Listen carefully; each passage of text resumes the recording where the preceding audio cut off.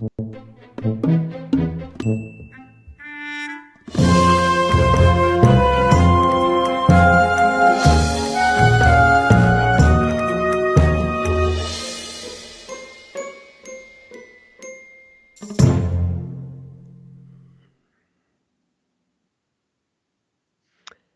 you guys. How you doing? This is Richard Sachs, and I'm here as your host on Lost Arts Radio. This is the Safe Stream version of Lost Arts Radio Live, and the reason we're running the Safe Stream version, well, it's mostly so that we don't lose connection with you on this particular platform where we've been re-educated numerous times, and I think the platform is hoping that we'll realize the deeper meaning of terms of service and community guidelines that are just trying to make you a good person and free you of ways of thinking that are unacceptable.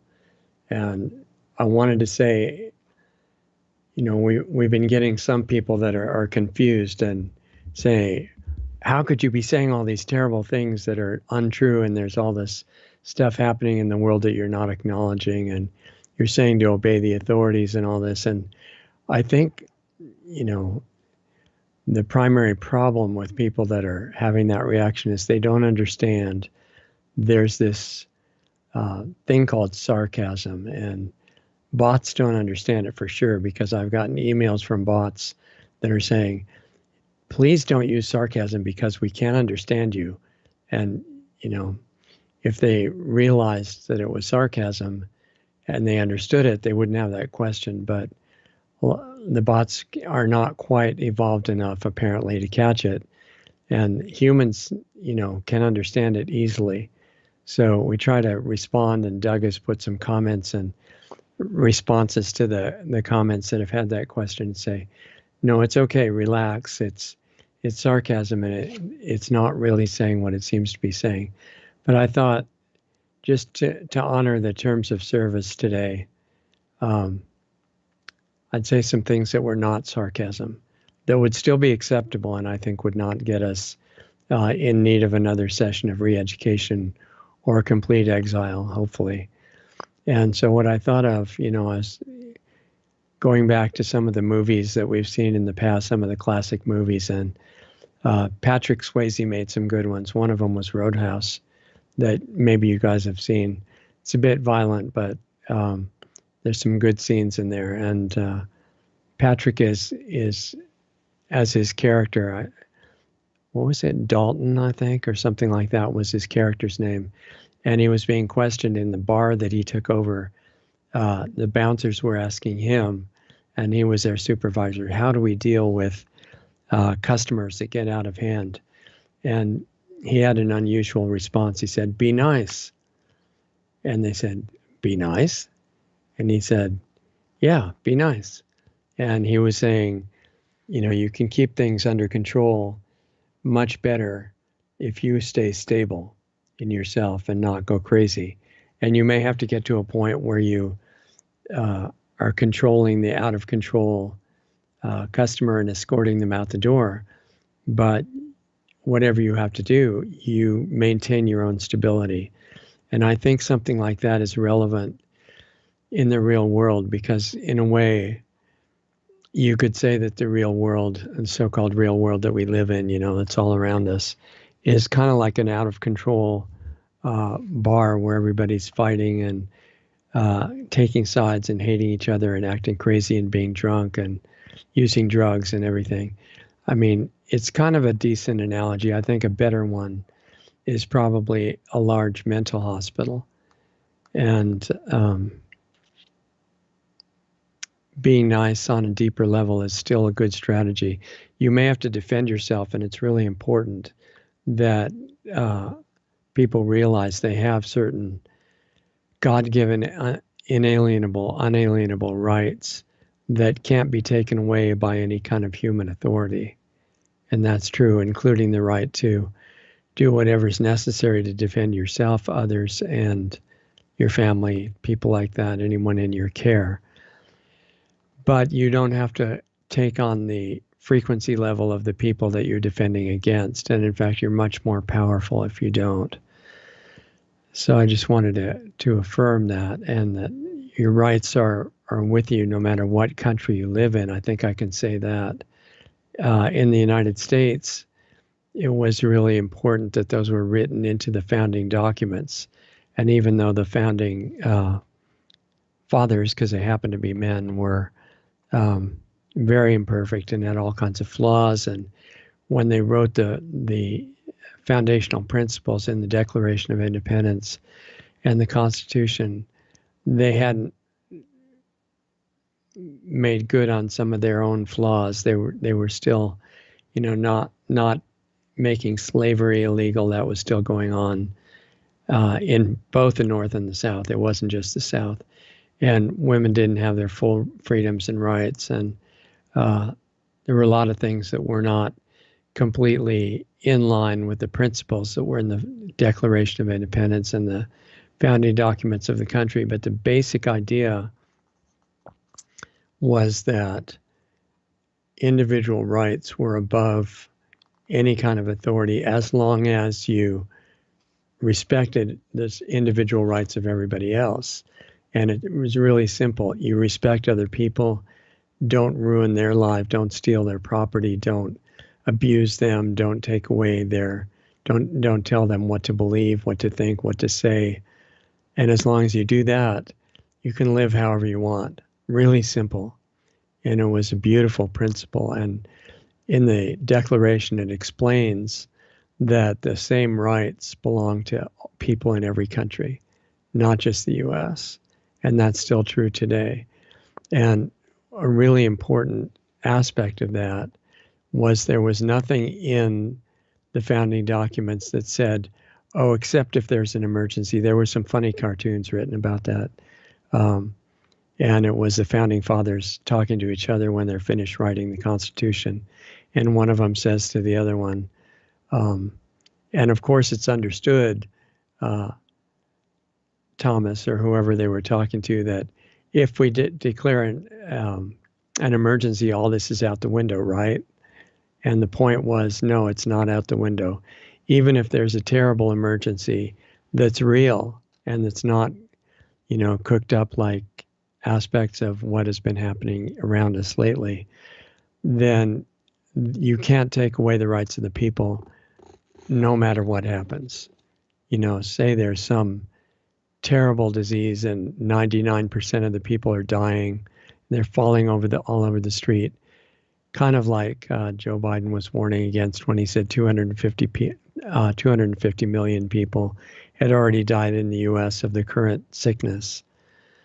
Even if that were true, the rulers can't tell the people, okay, and we're taking away your God-given rights until things get better, and then we'll be sure and give them right back.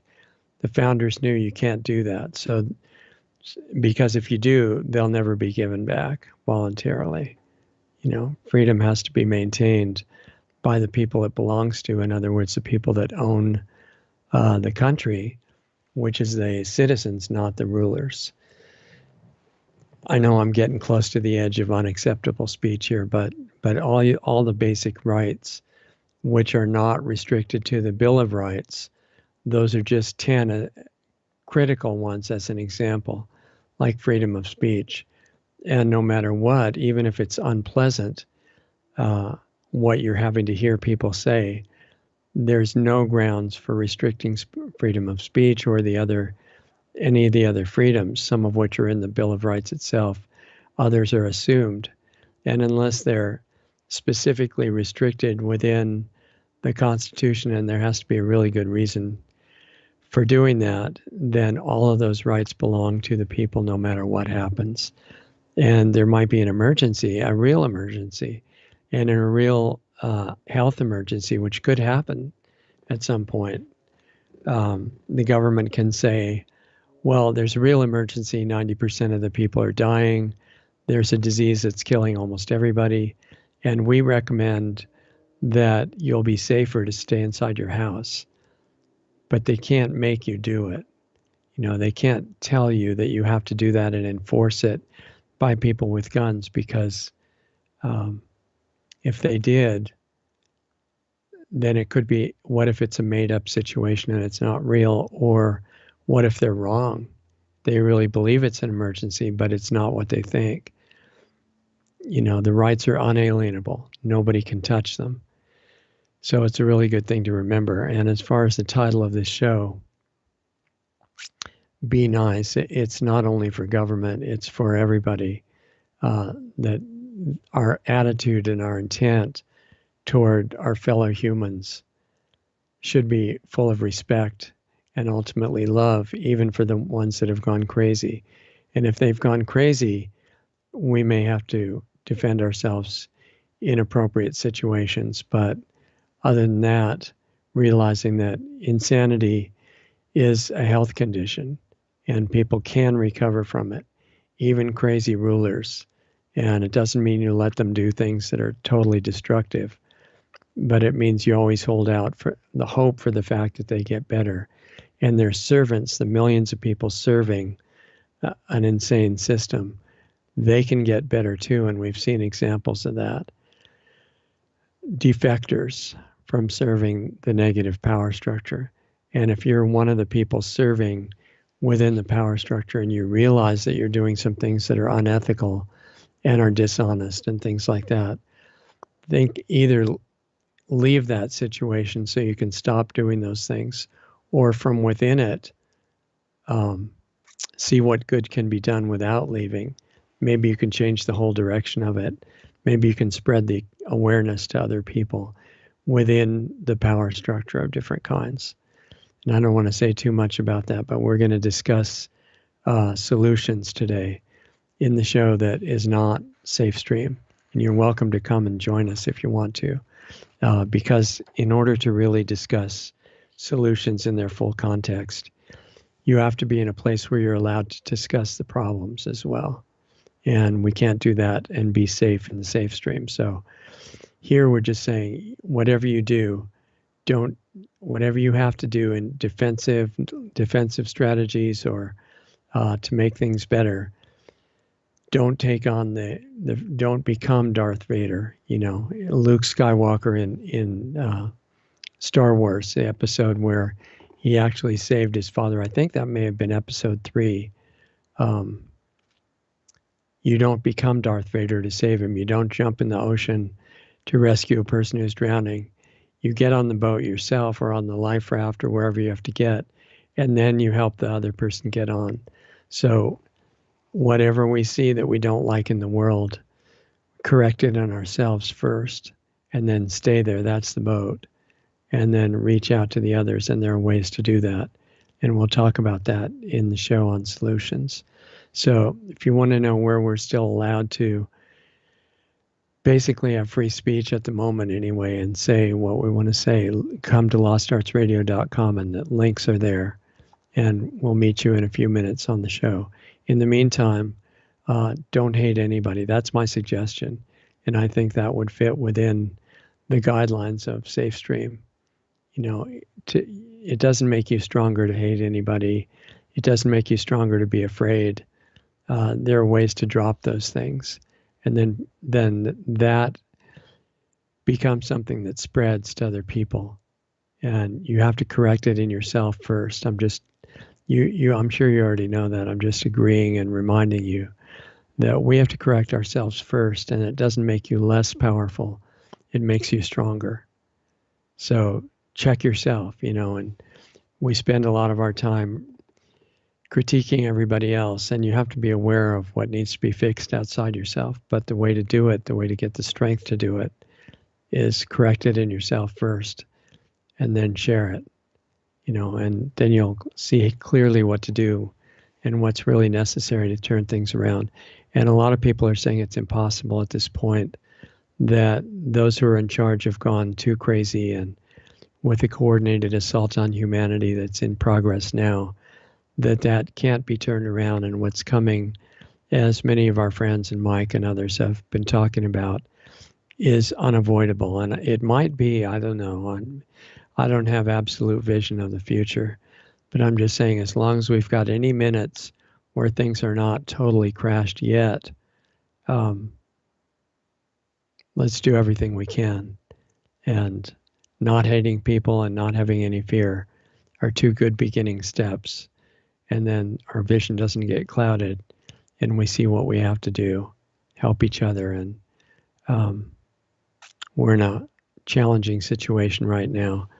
People need your help and support.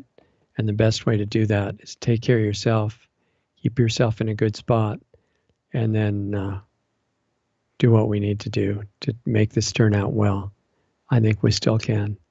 So thanks for being here. Thanks for putting up with our limited ability to talk on this particular platform. And I want to stay here as long as we can and invite you to, in preparation for us possibly disappearing on this platform, come to lostartsradio.com and you'll find out where the full shows are. And there's a link below this video as usual to show you where the full version is, where we get into the whole issue. So hope you have a good weekend. Hope everything's going well for you. Take care of yourself as item one, and then that makes you useful to everybody else. Don't put it off for later. And let's help each other and see what we can do. And I'll meet you here next time. Have a good weekend and take care.